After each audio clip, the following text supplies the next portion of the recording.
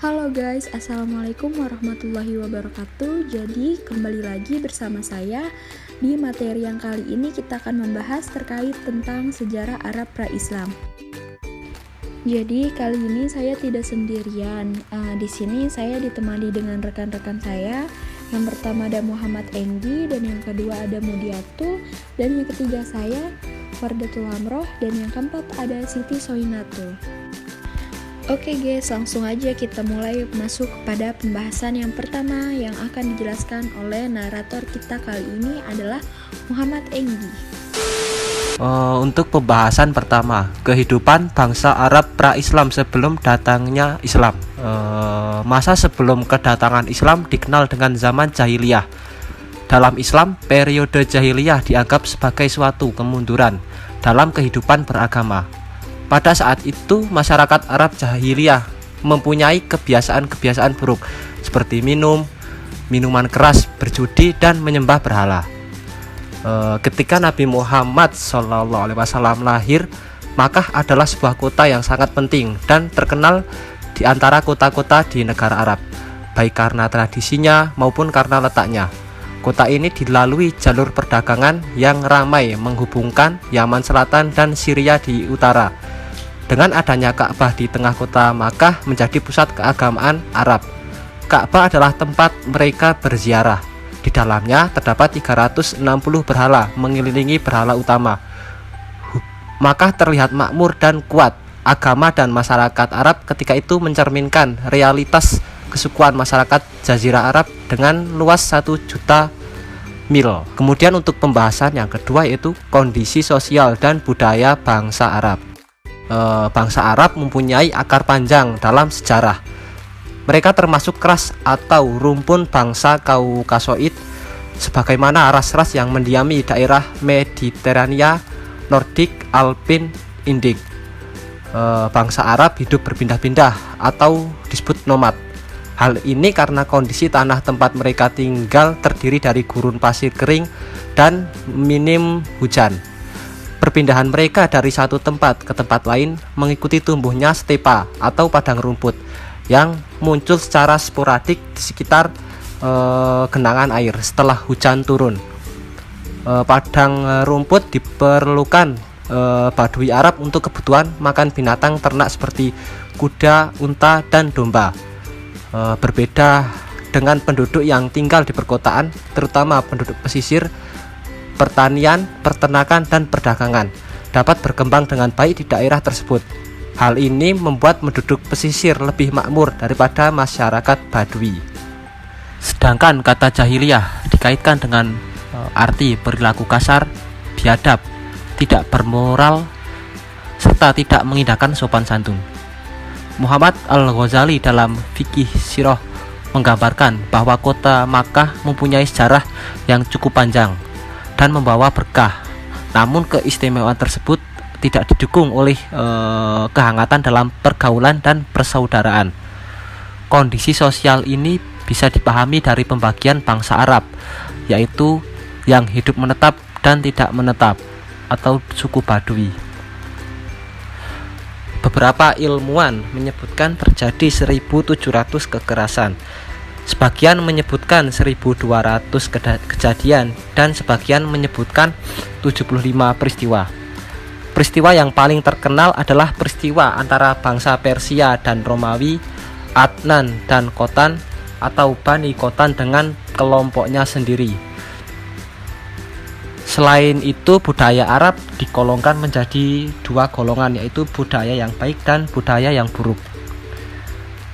Di antara budaya yang baik adalah berkata jujur, menjamu tamu sebagai penghormatan, menepati janji, menghormati tetangga, sabar dan kuat, pemberani, suka menolong dan berwibawa, menghormati tanah haram dan bulan suci dengan tidak melakukan peperangan, mengharamkan menikahi ibu dan anak kandung, khitan bagi anak laki-laki dan anak perempuan, membiasakan untuk berkumur, menghirup air, memotong kuku dan mencabut bulu ketiak, praktik hukum potong tangan kanan bagi seseorang yang mencuri, serta haji dan umroh. Kemudian ada juga budaya buruk yang biasa dilakukan oleh bangsa Arab saat itu, yaitu mengubur hidup-hidup bayi perempuan, membunuh anak-anak karena takut miskin, minum khamr, berjudi, berkurban untuk berhala, kesukaan wanita bersolek, dan kecenderungan mereka mengambil laki-laki sebagai piaraan. Kemudian yang terakhir, sombong dan angkuh.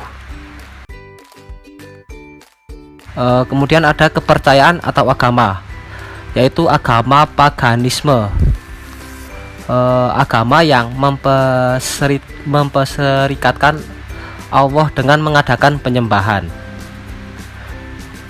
Terdapat percakapan antara Amr bin Luhai dan kaum Laik. Amr saat itu bertanya, "Berhala apakah yang kalian sembah itu?" Kemudian Laik menjawab, "Ini adalah berhala yang kami sembah. Kami meminta pertolongan kepadanya, lalu kami diberi pertolongan dan kami meminta hujan atas namanya." Mendengar hal itu, Amr merasa tertarik, lalu ia menawarkan diri untuk mengikuti ajaran paganisme tersebut. Pembahasan yang selanjutnya yaitu praktek keagamaan Arab pra-Islam. Terdapat beberapa praktek keagamaan Arab pra-Islam pada masa itu.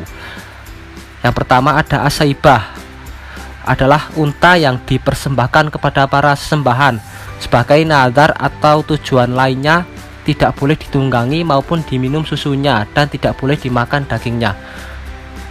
Kemudian ada tawaf yang salah, mereka bertawaf menggunakan pakaian maksiat. Jika mendapati baju mereka bertawaf dalam keadaan telanjang, sementara wanita hanya menutupi kemaluannya saja.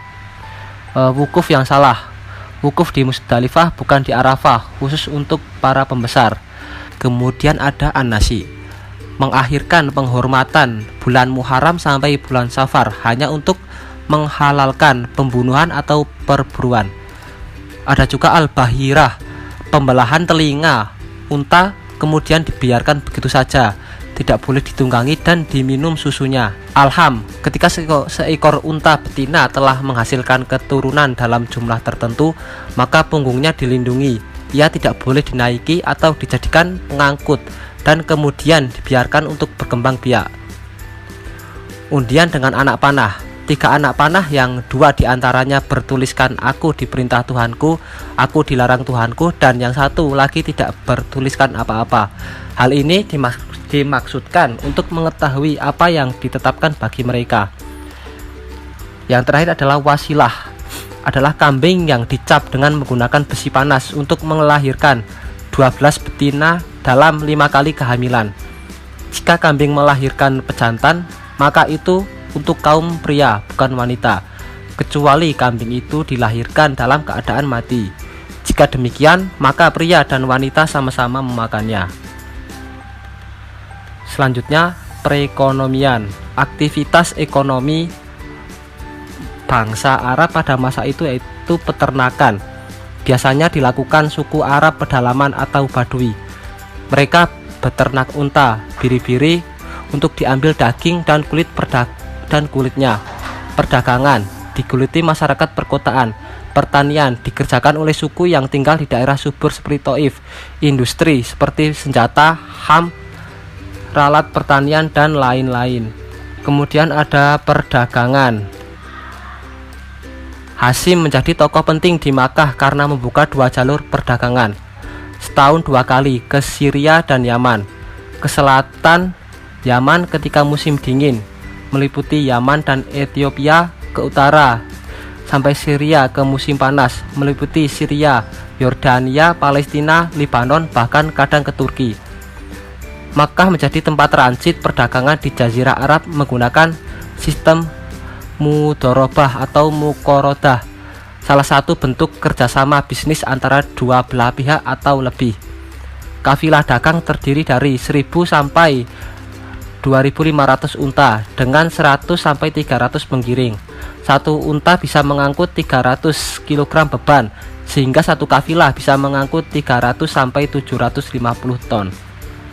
Jenis perdagangan yang diharamkan Nabi yang dilakukan sejak dulu adalah tadlis, riba, gharar, masyir, transaksi atau perbuatan maksiat, transaksi atas barang haram, transaksi yang merusak diri, keluarga, dan lingkungan.